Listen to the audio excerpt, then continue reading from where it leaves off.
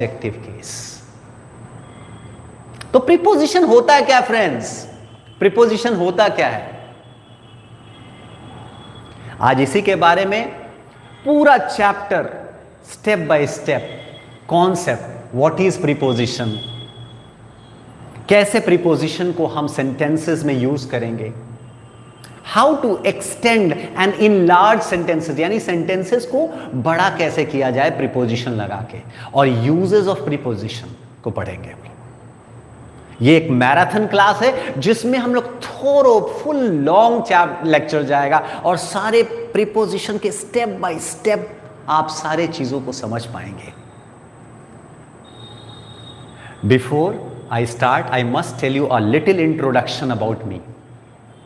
Friends, मेरा नाम प्रताप मनीष है। मैं इंग्लिश लैंग्वेज और पर्सनालिटी डेवलपमेंट का कोच हूं। पिछले 2 डिकेड्स यानी 20 सालों से मैं स्टूडेंट्स को इंग्लिश और उनके इंग्लिश को राइटिंग और स्पीकिंग को एनरिच कर रहा हूं। Students from management background, students from technical engineering backgrounds, students from medicine, even doctors, those who want to go abroad, बहुत सारे IELTS के students जो US, UK, ऑस्ट्रेलिया में different foreign examination के through वहाँ जाना चाहते हैं। So I am helping these students to enrich their writing and speaking skills, और writing और speaking के लिए correct grammar का होना बहुत ज़रूरी है। I am also a grammarian. I have written a book that's name is Correct Your English. So friends, ये Correct Your English जो book है वो Amazon और Flipkart पर available है and thousands of copies have been sold. I thank all the readers. मैं सारे readers को थैंक करता हूं जिन्होंने Amazon, Flipkart से मंगाया, जो स्कूल से कॉपीज लिए हैं। बहुत सारे स्कूल्स में डिस्ट्रीब्यूशन है। So I am very thankful to the schools, teachers जो रिकमेंड कर रहे हैं करेक्ट योर इंग्लिश, और इसमें जो step by step parts of speech और ग्रामर और सेंटेंस फॉर्मेशन का कॉन्सेप्ट है, उससे स्टूडेंट्स का इंग्लिश इंप्रूव हो रहा है। इसके साथ ही इसमें वर्ड पावर बहुत सारे हैं, जैसे नाउन में कौन से वर्ड्स होते हैं, वर्ब में कौन से वर्ड्स होते हैं, वर्ब के कौन से अलग अलग form, base form, past form, participles form, यानी V1, V2, V3 जिसको आप कहते हैं कॉलिक्वल लैंग्वेज में, वो सारे चीज दिए हुए हैं। एडजेक्टिव्स के कौन, positive degree, comparative degree, superlative degree, idioms, phrases, जितने भी वर्ड्स जो कॉम्पिटिटिव में जनरली आते हैं, I have just sort out them and put in this book and everybody will enjoy reading and definitely become the beneficiary if they go through this book. तो इसी book के page number 155 पर है preposition chapter. तो आते हैं friends कि preposition chapter क्या है। प्रीपोजिशन किसी भी सब्जेक्ट वर्ब के कॉम्बिनेशन को, यानी क्लॉज किसको कहते हैं? जिसमें एक सब्जेक्ट हो, एक वर्ब हो, यानी कि सेंटेंस, एक छोटा सा सेंटेंस, एक सिंपल सेंटेंस को क्लॉज कहते हैं। So a simple sentence can be elaborated.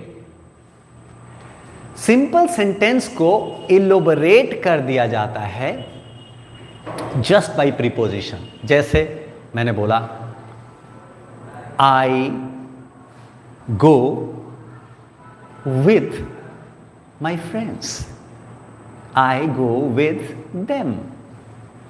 तो मैंने विथ के बाद या तो माई फ्रेंड्स लगाया, जिसको बोलेंगे नाउन फ्रेज, क्योंकि 2 शब्द का है, my friends, I go with my friends, I go with them, यानी विद के बाद देम यूज किया हमने।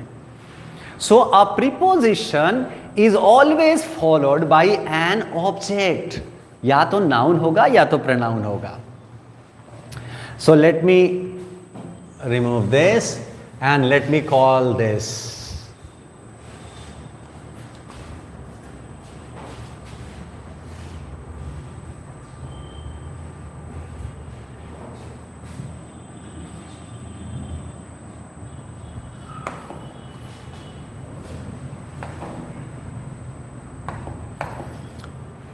सो preposition provide some extra information. Preposition क्या करता है?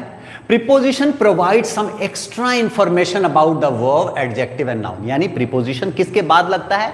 तो प्रीपोजिशन लगेगा या तो एक वर्ब के बाद, या तो एडजेक्टिव के बाद, या तो नाउन के बाद, और इसके बारे में एक्स्ट्रा इंफॉर्मेशन देगा। जैसे आई गो, तो गो के बारे में extra information, with my friends, I go with my friends, या आई go with them.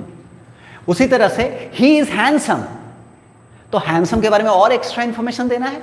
He is handsome, now he is handsome among his friends, among his friends, among preposition, and his friends जो object है वो उसके बाद। Noun, noun के बारे में information, like suppose son of mister Sharma, तो सन के बारे में एक्स्ट्रा इंफॉर्मेशन चाहिए, son of mister Sharma, son of him.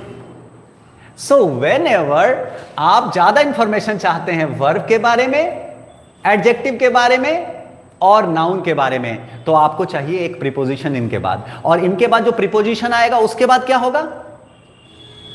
Preposition के पहले तो 3 ऑप्शन हैं, वर्ब, एडजेक्टिव और नाउन। लेकिन आपको बता दें प्रीपोजिशन के बाद सिर्फ एक ऑप्शन है, वो है नाउन, या तो ऑब्जेक्टिव केस में नाउन, या तो नाउन या उसका रिप्रेजेंटेटिव जैसे प्रोनाउन या नाउन फ्रेज। यानी ये जो वर्ब, एडजेक्टिव, नाउन के बाद हमेशा जो प्रीपोजिशन होगा, प्रीपोजिशन के बाद ऑब्जेक्ट लगेगा। ऑब्जेक्ट क्या होता है? ऑब्जेक्टिव केस, ऑब्जेक्टिव केस में चाहे नाउन लगा लीजिए, नाउन या प्रोनाउन, और एक ही लगेगा। और जब जब आपको एक्स्ट्रा नाउन चाहिए, प्रोनाउन चाहिए, बार बार प्रीपोजिशन आएगा, अलग अलग प्रीपोजिशंस आएगा और उन सेंटेंस को लंबा करेगा। तो प्रीपोजिशन का यूज क्या है उसको समझ लीजिए। प्रीपोजिशन का यूज है, लेट मी इरेज दिस, इसको मिटा देते हैं। प्रीपोजिशन का यूज है, प्रीपोजिशन का यूज है कि वो वर्ब, एडजेक्टिव और नाउन के बारे में एक्स्ट्रा इंफॉर्मेशन देता है और सेंटेंस को इनलार्ज करता है। इट एड्स एन ऑब्जेक्ट, अपने बाद ऑब्जेक्ट ऐड करता है, और ऑब्जेक्टिव केस में चाहे नाउन या प्रोनाउन लगता है उसके बाद, और प्रीपोजिशन के बाद हमेशा ऑब्जेक्ट ही केस लगता है। तो आप प्रीपोजिशन में क्या क्या ऑप्शन है? A preposition can add an object, noun या pronoun to elaborate a sentence. आप एक सब्जेक्ट लगाएंगे, सब्जेक्ट के बाद प्रीपोजिशन लगाएंगे, प्रीपोजिशन के बाद नाउन, यानी ये नाउन को लंबा करना है। जैसे son of mister Sharma studies nicely, son of mister Sharma studies nicely. तो ये हुआ नाउन के बाद प्रीपोजिशन, और नाउन को कैसे लंबा करता है? सन ऑफ मिस्टर शर्मा, यानी सन भी नाउन, ऑफ प्रीपोजिशन, और फिर मिस्टर शर्मा उसके बाद नाउन। अगला देखते हैं, वर्ब के बाद object, like he studies, he studies, object के बाद भी लग सकता है। He studies mathematics at the best institute, he studies mathematics at his school. तो मैथमेटिक्स के बाद एट हिज स्कूल लगा के मैथमेटिक्स को लंबा कर दिया आपने। तो पहला जो है वो प्रीपोजिशन किसको लंबा करता है? किसी नाउन को।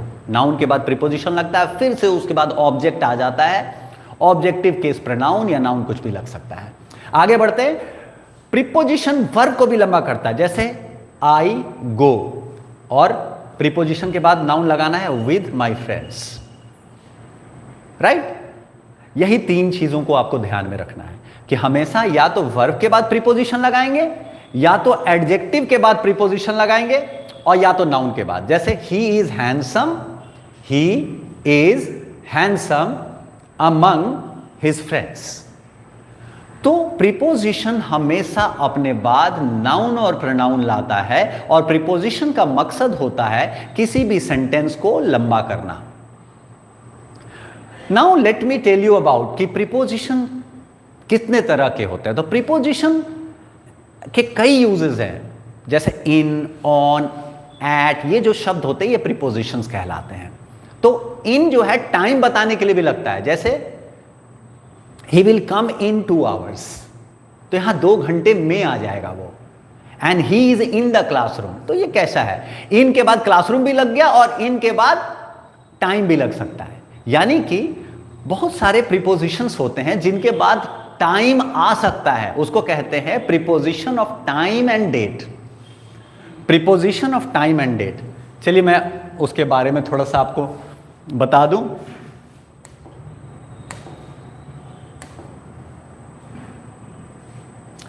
Preposition of time and date के पहले फिर से एक बार प्रीपोजिशन को ले लो। Preposition provides extra information about the verb, adjective, noun and it enlarges the sentence and it adds an objective case about after it. The next, let's start the slide so till and.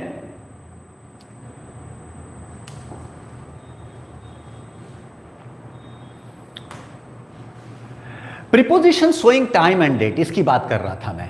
तो preposition जैसे कि bye के बाद भी time लगा सकते हैं, जैसे I will return by night, मैं रात तक लौट जाऊंगा। तो बाय क्या बता रहा है?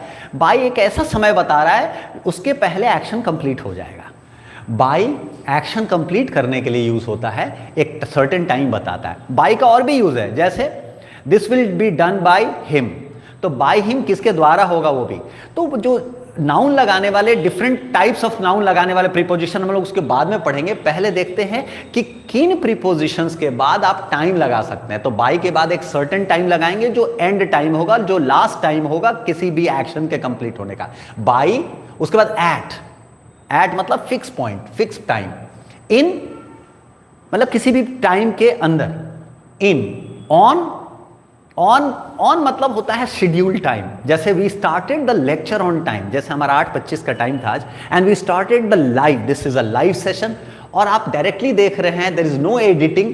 तो ऑन जो लगता है वो शेड्यूल के लिए लगता है। The train started on time. On time का मतलब क्या हुआ? ना ही पहले ना ही बाद में। ऑन का मतलब होता है शेड्यूल, यानी निर्धारित समय पे जब भी कोई चीज शुरू हो तो उसको बोलते हैं on time. On time. And during मतलब किसी कार्यकाल के अंदर, during 2020, during the lecture, during this week, you will learn many things during this week. You will learn, ये हुआ clause, you will learn many things during this week.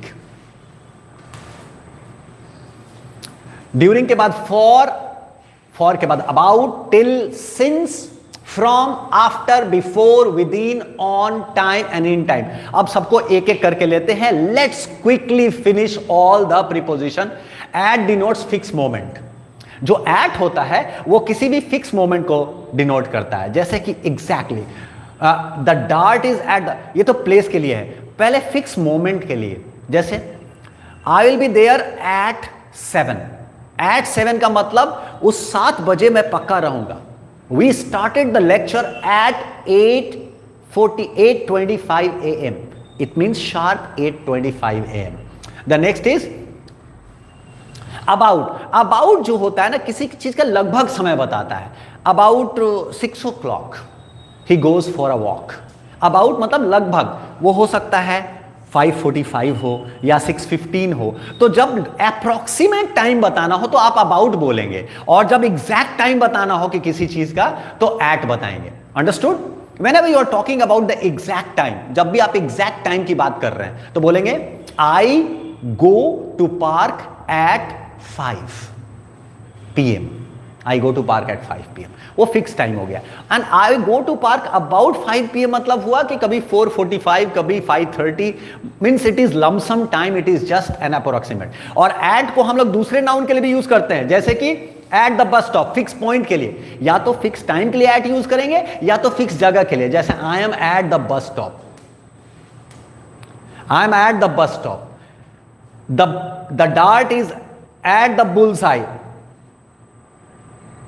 Exact at the centre. किसी चीज को fix जगह हो ना तो उसको बोलेंगे एट, और फिक्स टाइम हो तो भी एट बोलेंगे। At the centre, at the bus stop. Bus stop fix रहेगा, इट विल नॉट मूव इधर उधर नहीं मूव करेगा।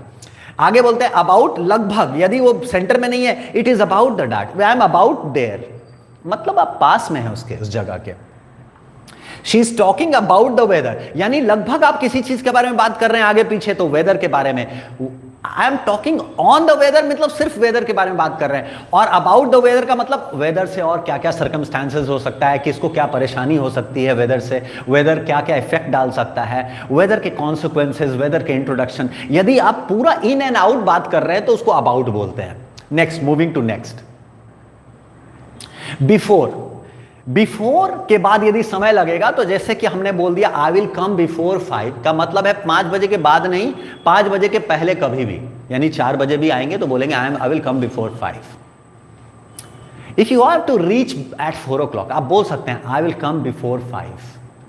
तो बिफोर एक अर्लियर देन टाइम का बताता है। और यदि किसी के आमने सामने जैसे है, जैसे I am before you, you are before me, हम लोग एक दूसरे के आमने सामने हैं तो इसको भी बोल सकते हैं आई एम बिफोर यू। द किसी चीज के लिए फॉर जजमेंट यदि the convict was presented before the court तो उसके लिए हो सकता है Mohan reached the school before Sohan. यदि सोहन बाद में पहुंचा, मोहन पहले पहुंच चुका स्कूल, तो इसको बोलेंगे कि ही इज बिफोर। तो before Mohan he reached. Now finish your time by 4 PM। मैंने बताया था बाय के लिए, यदि कोई काम उसके पहले खत्म कर देना है, 4 बजे का टाइम दिया है, finish your homework by 4 PM। By 4 PM का मतलब होता है कि 4 बजे तक खत्म करना है। वो हो सकता है 3:45 हो, 3:55 हो, लेकिन 4 बजे तक खत्म करना है। यदि आप उसको 3 बजे ही खत्म कर लिए या 2 बजे खत्म कर लिए, बहुत पहले कर लिए, तो उसको बोलेंगे I finished before the time. लेकिन जब आपको लगभग उतना समय लग ही जाएगा तो बोलेंगे I will finish by the time. By the time तब यूज करते हैं जब आप टच कर रहे हैं उस टाइम पीरियड को, means you are touching 4, so by 4 o'clock। जबकि बिफोर तब यूज करेंगे जब काफी पहले आप खत्म करने का है। नाउ विदिन डिनोट करता है ऐसे समय को जो एक समय पीरियड है, जैसे विदिन एन आवर, 1 घंटे के अंदर। आई will finish this within an hour, 1 घंटे में खत्म करेंगे। तो विदिन का मतलब होता है एक पर्टिकुलर टाइम के अंदर। Like the government has to show the performance within the 5 hours, 5 years। 5 साल के अंदर ही गवर्नमेंट को अपनी परफॉर्मेंस दिखानी है। बीत जाता है उसके बाद लोग वादा करने आते हैं। So we have to talk about that the government has to show the performance within its duration, within the 5। तो कोई चाहे 1 घंटे की बात हो या फिर 5 सालों की बात हो, लेकिन यदि अंतराल की बात है, एक टाइम पीरियड की बात है, तो विदिन का यूज करेंगे। Next, moving next, from. बहुत इंटरेस्टिंग है। फ्रॉम भी स्टार्टिंग पॉइंट बताता है और सिंस भी स्टार्टिंग पॉइंट बताता है। सिंस सिर्फ प्रेजेंट परफेक्ट कॉन्टिन्यूअस टेंस में स्टार्टिंग पॉइंट बताता है। Since refers to the starting point in the past, but the action hasn't ended at the present। जो अभी भी चल रहा है, प्रेजेंट परफेक्ट कंटिन्यूअस टेंस है, उसके लिए चल रहा है। जैसे ये काम शुरू है, he has been studying, he has been working since 5 o'clock। जो पढ़ते आ रहा है 5 बजे से, तो उसको बोलेंगे he has been working since 5 o'clock। वो 5 बजे से काम करते आ रहा है। Next, if you want to from, तो फ्रॉम आप फ्यूचर टेंस हो, पास्ट टेंस हो, किसी चीज का स्टार्टिंग पॉइंट बताना है। He started from Monday, he started from 1st of January। तो आप कोई भी फ्रॉम लगाना है तो ये जनरली स्टार्टिंग पॉइंट फ्रॉम से बताते हैं। यानी 70-80% यदि आपको स्टार्टिंग पॉइंट बताना है तो कोशिश करिएगा कि आप फ्रॉम का यूज करेंगे, फ्रॉम का यूज करेंगे। और यदि आपको सिंस का यूज करना है तो ये होगा प्रेजेंट परफेक्ट कॉन्टिन्यूअस टेंस में होगा, तभी जा करके। This is the difference. From को किसी भी टेंस में यूज करते हैं स्टार्टिंग पॉइंट बताने के लिए, जैसे I will start from next month, I will start from next year. लेकिन I have been teaching since 2005, 2005 से मैं पढ़ाता आ रहा हूं। So you are getting an experienced complete knowledge of not only preposition, and if you contact me for anything, my contact number is 9334314161. I'll be there to answer your questions. You can ask any questions, and after the lecture I will be definitely answer this question. तो आप बेहिचक अपने question को comments में लिख दीजिए। और कहाँ से आप वॉच कर रहे हैं, you must write that as well. और यदि आपको कोई भी क्वेश्चन है, डाउट है, तो आप ये डाउट क्लियर कर सकते हैं on this number 9334314161। It is available on WhatsApp. उसके अलावा हमारे वेबसाइट पे विजिट कर सकते हैं about the complete information, paceinstitute.co.in। आगे बढ़ते हैं, लेट्स मूव नेक्स्ट। एक सेकेंड, फॉर यदि किसी भी टाइम का, जैसे 4 महीनों के लिए आप, you must be here for 3 months, you must be under the guidance of some expert for 3 months for speaking well or for writing well। You must be in the guidance for 3 months, 3 महीनों के लिए। यदि किसी भी time period को calculate करके लिख रहे हैं तो फॉर, और किसी भी टाइम पीरियड को आप उसके आगे पीछे का समय बता रहा है विद इन 5 years टोटल, तो उसको लगता है विद इन। फॉर तब लगता है जब आप टोटल 2 hours 3 hours ऐसे बोलेंगे, फॉर 3 hours। तो विद इन उसके अंदर की बात है, एंड फॉर मतलब टोटल लग जाता है। जैसे you can master your writing skill, आप लिखने में अच्छा हो सकते हैं, you should go for a 3 months course. तो 3 महीने का कोर्स जब पूरा लगेगा 3 महीना, तो it will be called for 3 months। Well, moving ahead, till and by दोनों का हिंदी होता है तक। इसको हिंदी में क्या कहते हैं? तक। जैसे 5 बजे तक आ जाना, come by 5 o'clock, reach by 5 PM, 5 बजे तक आ जाना। तो यदि किसी चीज तक आना है, यदि एंड ऑफ एक्शन बताना है तो बाय लगाएंगे। एंड ऑफ एक्शन क्या बताता है? बाय। लेकिन यदि हमारा कंटिन्यूटी ऑफ एक्शन बताना है, जैसे complete the work by till, I will be here till 5 o'clock, I will be here, I will be here till 5 PM, यानी 5 बजे के पहले नहीं हटूंगा।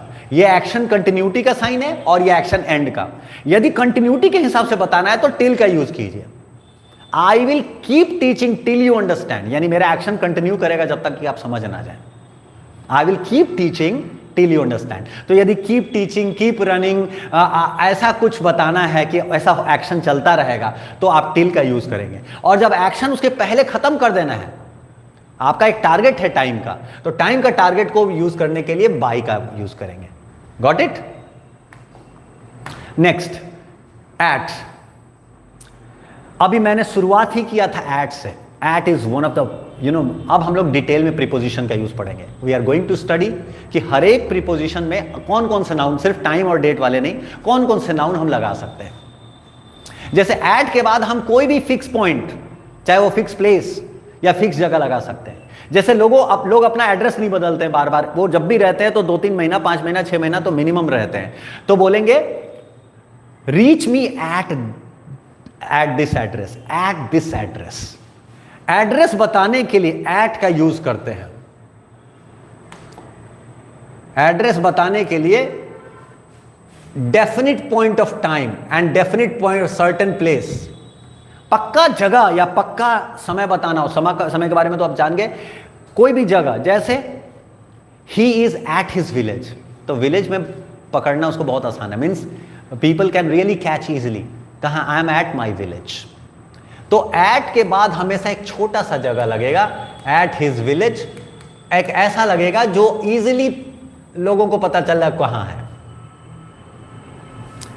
और इन वैसे जगह के लिए लगता है जो बहुत बड़ा हो, जिसका मैप बाजार में मिलता हो, जैसे कि इंडिया, एशिया, यूरोप, दिल्ली, कोई कैपिटल सिटी, पटना, कोलकाता, चेन्नई। सो इस तरह के कोई भी सिटी में तो आप इन लगाएंगे, और साथ में किसी भी डिस्ट्रिक्ट के लिए भी इन लगाएंगे, तो जिसका भी मैप हो और वो बाजार में मिलता हो। It can be use before the names of the organization. Organization के नाम पहले भी इन लगाते हैं। Institution, school, business, location, locality, villages and towns. At के लिए छोटे छोटे जगह के लिए, जैसे ही वर्क्स एट IBM, वो IBM में काम करता है, कि मे के लिए यहां पर एट लगता है, ही वर्क्स एट IBM या ही वर्क्स विद। तो एट यदि किसी खास ऑफिस के लिए बताना, he works at that place, तो at office, at a particular location, at. और जब भी अपना एड्रेस बताएंगे ना तो एट करके बताएंगे। जैसे at flat number 203, second floor, XYZ apartment in this city, in this locality and road. तो सिटी के लिए इन यूज करेंगे और किसी खास एड्रेस के लिए एट यूज करेंगे, छोटे जगह के लिए एट यूज करेंगे। At is also use for denoting words like rate of degree, like at a high speed. और इन को यूज करेंगे किसी भी बड़े चीज के लिए कोई लार्ज ज्योग्राफिकल एरिया, कोई बड़ा बड़ा जिसका ज्योग्राफिकल एरिया जिसका मैप मिलता हो उसके लिए यूज करेंगे। Next will moving ahead. चलिए, सपोज आई स्टडीड एट विकास विद्यालय रांची, मेरा रांची से एजुकेशन हुआ, तो मैं स्कूल के नाम को कैसे बोलूंगा? आई स्टडीड एट विकास विद्यालय रांची, राइट? और जो भी अपने कॉलेज के लिए, I studied at Patna college, I studied at IIM Kolkata, तो इस तरह से एट का यूज करेंगे। एट यदि किसी चीज का रेट बता रहे हैं, जैसे 40 रुपए किलो या 50 रुपए किलो या फिर 2 लाख रुपए में 1 कट्ठा जमीन है, the price of land is at 2 lakh per कट्ठा। Very easy, very economical. Agricultural land must be an agricultural land और something.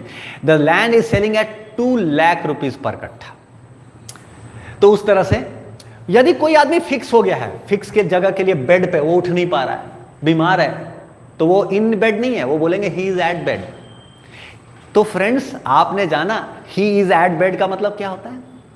He is at bed का मतलब होता है बीमार है, and he is in bed का मतलब वो यूजुअल प्रोसेस कर रहा है, वो सो रहा है। तो यदि सो रहा है बोलना है तो बोलना है we are in bed till 9 o'clock, he is in bed or he was in bed that time when we reached his home। वो सो रहा था, he was in bed। In bed का मतलब होता है सोना, और एट बेड का मतलब होता है बेड पे फंस जाना है, आप उठ नहीं पाना, फंसे रहना, उसको कहते हैं बीमार के लिए यूज होता है, he is at bed। देख, I got a message just now before this class, sir I won't be reaching the class, I am at bed because I got fractured। तो एक हमारे स्टूडेंट ने मैसेज किया कि I am at bed, मतलब कि वो उठ नहीं पा रहा बेड से, he has to limit himself to the bed only। At का फिक्स टाइम के लिए यूज होता है, एट का at my brother's place, at my uncle's place, at my sister's place, यदि एट का फिक्स जगह के लिए, एट फुल स्पीड, इन सब के लिए एट यूज होता है। आगे बढ़ते हैं। ही लिव्स इन मुंबई, बड़े शहरों के लिए इन यूज करेंगे हमेशा, ही लिव्स इन मुंबई, और he lived in Mumbai earlier last year। We will come in 2 days, 2 दिनों के अंदर आ जाएंगे, within the time limit, in 2 days। I am absorbed in teaching, मैं पूरी तरह से इसमें मिल गया हूं, इसके अंदर घुस गया हूं। यदि आप if you're going inside, यदि आप किसी चीज के अंदर घुस जाते हैं, यानी बहुत ही डिवोशन से काम करते हैं, आप इन लगा सकते हैं या इनटू लगा सकते हैं। जैसे I am into teaching, यानी मेरा टीचिंग में स्पेशल डीप डाइविंग है, तो इनटू। स्पेशल इंटरेस्ट के लिए इनटू यूज करते हैं, या एक्स्ट्रा प्रेसिशन के लिए या ज्यादा डिवोशन और टाइम के लिए इनटू यूज करते हैं। और इन मतलब आप किसी चीज में लगे हुए हैं। So first step is in, he is absorbed in his studies, he is absorbed in his father's business, वो अपने फादर के बिजनेस में लगा हुआ है, he is absorbed in his father's business. और इनटू के लिए क्या होगा? प्रोफेशन के लिए, जैसे ही इज इनटू एक्टिंग, वो इतना है कि वो acting, he is into acting, वो हमेशा एक्टिंग करता है। Many people these days are into making reels। into making reels मतलब रील मेकिंग उनका पैशन है। यदि पैशन को रिप्रेजेंट कर रहे हैं तो into का यूज कीजिए। They are into making reels। Ravi is still in bed, यानी सो रहा है कोई तो still in bed। Now moving ahead। In denotes in close position, यदि इन क्या है? किसी बंद, suppose this is a room, आप किसी रूम में हैं तो आप बोलेंगे we are in the room. लेकिन कोई बाहर से आ रहा है तो उसको बोलेंगे he came in to the room, he jumped in to the water. जो बाहर है वो अंदर पानी में जाएगा तो बोलेंगे he jumped in to the water. लेकिन जो पानी में तैर रहा है उसको बोलेंगे he swimming in the water. Swimming in the water and he jumped in to the water, ये दोनों में डिफरेंस है। जब बाहर से अंदर जाएगा तो इनटू लगाएंगे, और जब कोई अंदर ही रहेगा अंदर सराउंडिंग में तो इन लगाएंगे। This is how you different. He fallen into the well, कोई बाहर से गिरा है ना, the cat has fallen into the well, right? तो जब बाहर से अंदर जाते हैं तो इनटू का यूज करते हैं, और जब कोई अंदर ही रहता है तो उसके लिए इनका यूज करते हैं। बाई के लिए मैंने पहले बताया था कि इनके द्वारा काम हुआ है। जैसे the police was attacked by the mob, बहुत सारे लोग थे वो अटैक कर दिए, वॉज अटैक्ड बाई, बाई किसके द्वारा? I will go by air, मतलब मैं एयर से जाऊंगा। वो रूट क्या होगा? क्या चीज के द्वारा? By the air medium. I will travel by bus, यानी बस के द्वारा। This is what. Now with, ध्यान रहे, जब भी आप किसी को अपने हाथ से मारेंगे बोलेंगे I will hit him by hand, लेकिन स्टोन से मारेंगे तो बोलेंगे विद अ स्टोन। जब भी कोई टूल्स या इंस्ट्रूमेंट या कोई औजार या कोई अस्त्र शस्त्र लग जाएगा तो उसको बोलेंगे with. He hit him with the arrow, with the bullet, with a stone. लेकिन बाय हिज राइट लेग, यदि he kicked the ball by his leg, he hit the ball by his hand. जब organ लगेगा, part of body लगेगा तो bye लगेगा। यदि हम महाभारत का वो सीन बताएं, Draupadi was dragged by her hair. By her hair मतलब उसके बालों से पकड़ के उसको लाया गया था। Draupadi was dragged by her hair into the court, बाहर से अंदर, into the court by the Kauravas. By the Kauravas किसके द्वारा? क्या चीज से पकड़ा? बालों से। सो से के लिए भी और के द्वारा के लिए भी बाय का यूज करते हैं हम लोग। और विद किसके लिए? जब इंस्ट्रूमेंट हो, like you cut your nails by your teeth या विद अ नेल कटर। यदि आप अपने नेल्स को टीथ से काटेंगे तो बोलेंगे he is cutting his nails by his teeth, क्योंकि वो पार्ट ऑफ बॉडी है। पार्ट ऑफ बॉडी के लिए बाय का यूज करते हैं। और विद किसके लिए यूज करेंगे? जब organ, I am writing with a pen, with a marker. This is how. Now moving next. On schedule time के लिए, निर्धारित समय के लिए किसी चीज के ऊपर है, जैसे ये बोर्ड है, वॉल पे है। The board, the digital board is on the wall. ठीक है। This spectacles is on my face. यदि कोई चीज किसी से अटैच भी है या फिक्स भी है मगर वो सामने है तो ऑन बोल सकते हैं। The poster is on the wall. On को आप या ऊपर के लिए या टचिंग या कॉन्टैक्ट के लिए या पार्सली अंदर के लिए। अपॉन किसके लिए? अपॉन जब जो थोड़े देर के लिए आया है। The ball dropped upon his head and moved away. तो अपॉन जो थोड़े मोशन में हो उनसे के लिए, जो मोशन में चीजें हैं, और जो इनटू की तरह वैसे अपॉन होता है ऊपर आने के लिए। ओवर क्या होता है? जो ऊपर ऊपर चला जाए। नहीं समझ जाए कहीं आपको ये ओवर तो नहीं जा रहा है। Means the lecture should not go over your head. जो दिमाग में ना आए वो ऊपर ऊपर चला जाए उसको कहेंगे the lecture is going over the head. तो ओवर का मतलब है टच नहीं हुआ, दिमाग में नहीं आया। तो ओवर ब्रिज क्यों कहते हैं? क्योंकि वो रिवर को नहीं टच करता है। रिवर ओवर ब्रिज यानी रिवर के ऊपर over bridge. Railway over bridge वो रेलवे ट्रैक को नहीं टच करता, ऊपर ऊपर बन जाता है over bridge. So over means ऊपर ऊपर। जैसे the sky is over head, हम लोगों को स्काई टच नहीं करता लेकिन हमारे ऊपर रहता है। सन भी टच नहीं करता, सन इज ओवर हेड। बीच में जब 12 बज रहे होते हैं, बहुत कड़ी धूप होती है, तो लोग बोलते हैं the sun is overhead. This is how we do that. Moving ahead. On का मतलब कोई किसी चीज के ऊपर सटा हुआ या फिर रखा हुआ। Like you are on the bench, desk, you are on the chair, you are on your particular place. On का मतलब यह भी होता है कि कोई ड्यूटी पे है। जैसे you are on your chair मतलब आप अपने चेयर पे बैठ के कोई काम कर रहे हो।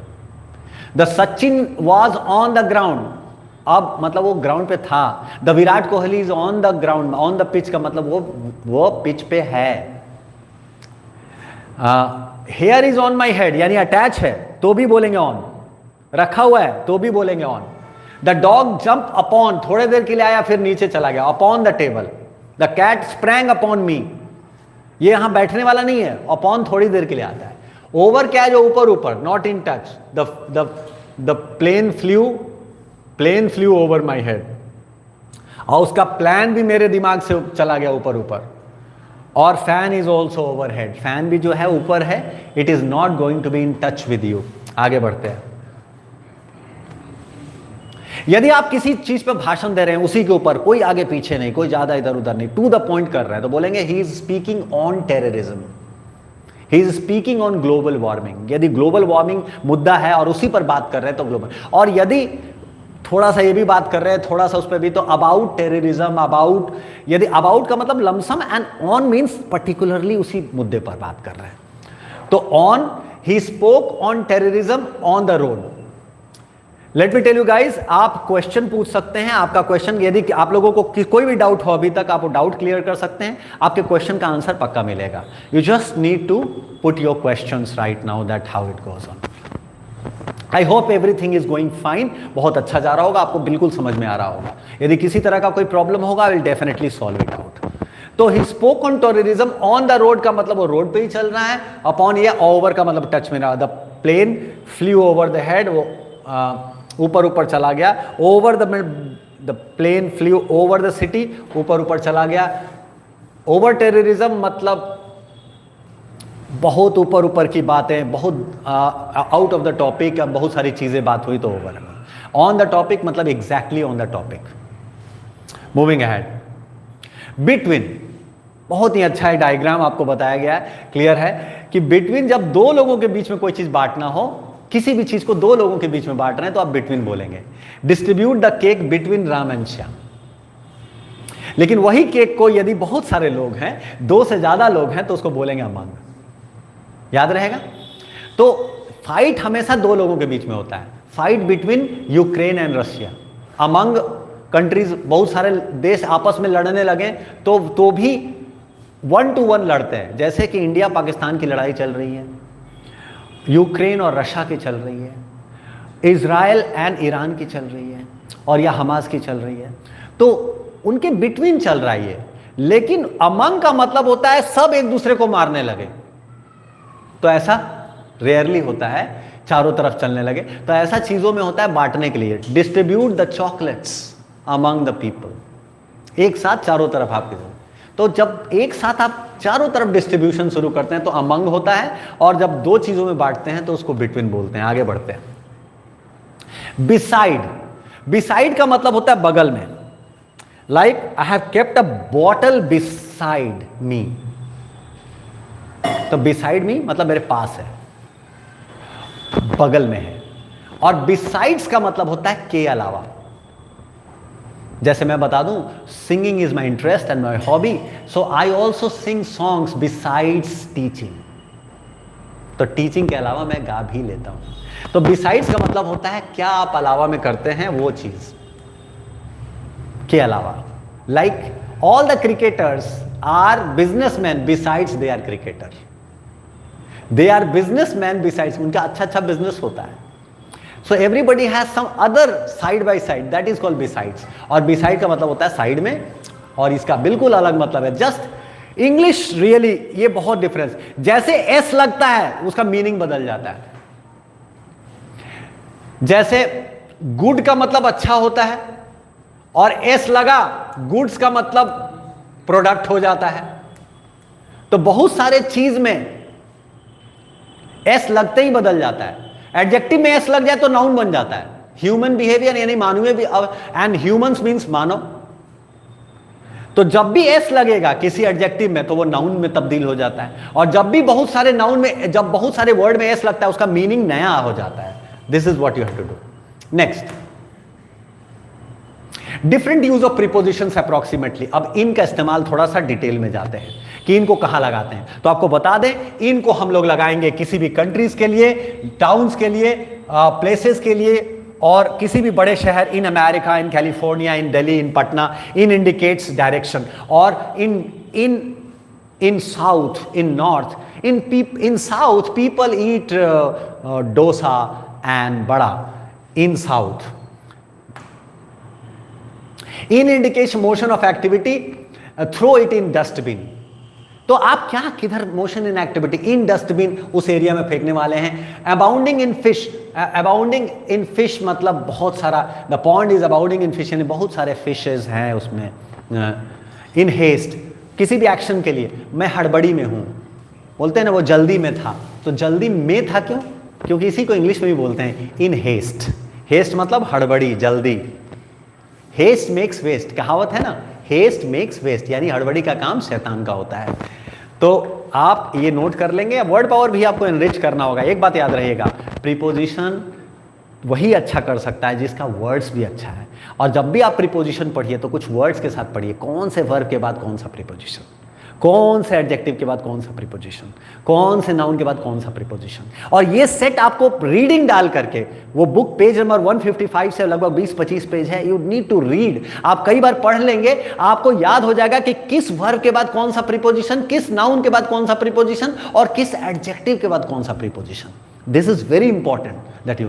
तो participating in games and sports, किसी भी एक्टिविटी में, I am he is participating in the Asian Games, in the Ranji Trophy। तो आप किसी एक्टिविटी में जा रहे हैं तो इन का उसमें यूज करेंगे। आगे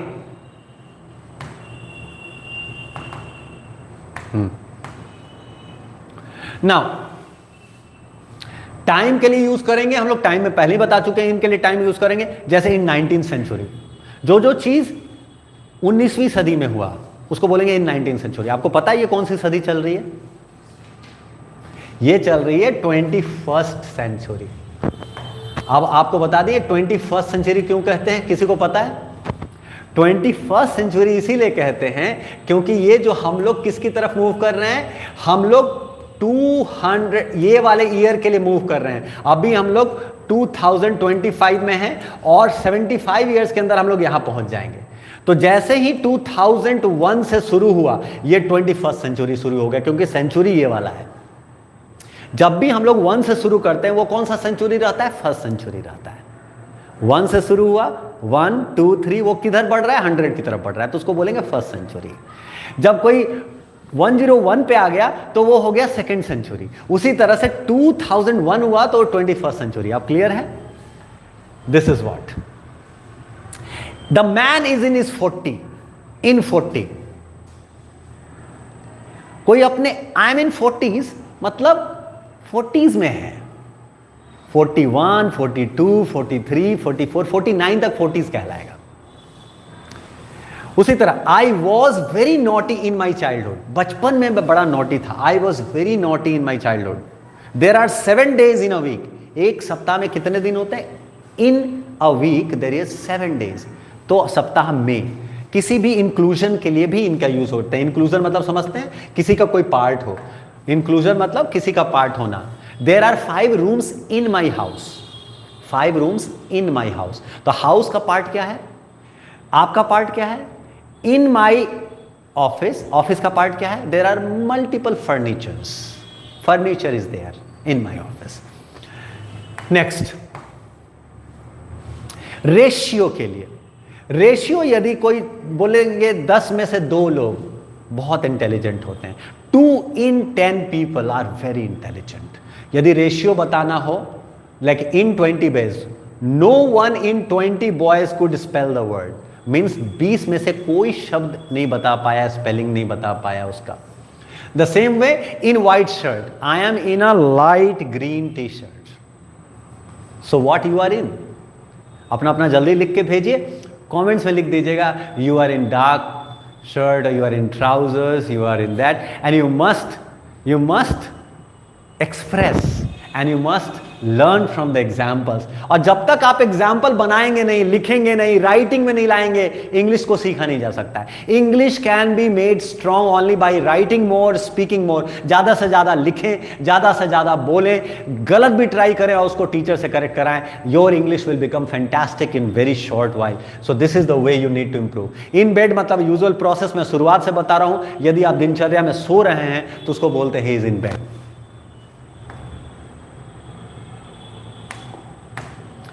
नेक्स्ट, एक बहुत ही अच्छा गाना आया था आज से 10-15 साल पहले, मुझे ध्यान है।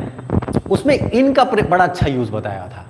उसमें था क्या, प्यार में, सहनाई में, दर्द में, परछाई में, धूप में, गहराई में तुम याद आते हो, ऐसा कुछ था। तो इनका प्रीपोजिशन उस गाने की तरह है। In love, in disappear, in sorrow, in sun, in everywhere, हर हालात में, in all the circumstances in use होगा। इन सन, धूप में, परछाई में, दर्द में, सहनाई में, in disappear, in hope, in sadness, in tough times. तो इन हर physical property, in cloudy season, in sun. तो इन किसी भी सर्कमस्टांस हो या क्लाइमेटिक कंडीशंस को बताना हो, सर्कमस्टांसेस को बताना है, don't go in the rain, you will become ill. आप बीमार हो जाओगे in the rain. So sleep in the open, आप खुले में मत सोना। खुले में भी में, रूम में तो रूम में है, means you are in the room and you are, he is in the open. यदि ओपन सराउंडिंग में है तो he is in the open. Don't go in the open. Now this is how you do. यदि कोई चीज को medium of expression हो, जैसे I am speaking in English, I am also speaking in Hindi, I am speaking in 2 languages, मैं 2 languages में बोल रहा हूं. आई am speaking. Which language you speak in? जब आप किसी आई स्पीक इंग्लिश, देखिए एक बहुत अच्छा एक डाउट क्लियर करना है जो कॉम्पिटिटिव एग्जाम में आता है. आई स्पीक इंग्लिश, मैं क्या बोलता हूं? मैं कौन सी भाषा बोलता हूं? इंग्लिश बोलता हूं. जो भाषा आप बोलते हैं उसको डायरेक्ट आप बोलेंगे आई स्पीक इंग्लिश. और किसी चीज को आप ट्रांसलेट करके बोलते हैं तो बोलेंगे आई स्पीक इन इंग्लिश. तो आप बोलेंगे आई स्पीक इंग्लिश जब मीडियम ऑफ एयर. और यदि टाइप इन इंग्लिश तो आप बताएंगे कि इंग्लिश में टाइप करना है, इंग्लिश टाइप नहीं करना है. तो जब आप बोलने का भाषा इंग्लिश है तो बोलेंगे आई स्पीक इंग्लिश. लेकिन यदि कुछ बताना है कि इंग्लिश में ही ये करना है, हिंदी में ही करना है, write in Hindi, in italics font, in किसी भी फॉन्ट को बताना है, किसी भी प्रिंट को बताना है. So this is some text, this is in italic type, that this document is printed in italic type. इस तरह से इटैलिक टाइप कैसा होता है? थोड़ा सा ये स्लांटिंग होता है, होना चाहिए था. So payment in cash, you have to pay in cash. और बाई करेंगे by debit card, by credit card, by cheque. जब किसी चीज के थ्रू करेंगे तो बाई करेंगे, और किसी चीज को डायरेक्ट पेमेंट करेंगे तो पे इन कैश. याद रहेगा? Pay in cash. Now people don't prefer to pay in cash because they are paying through the mobile banking.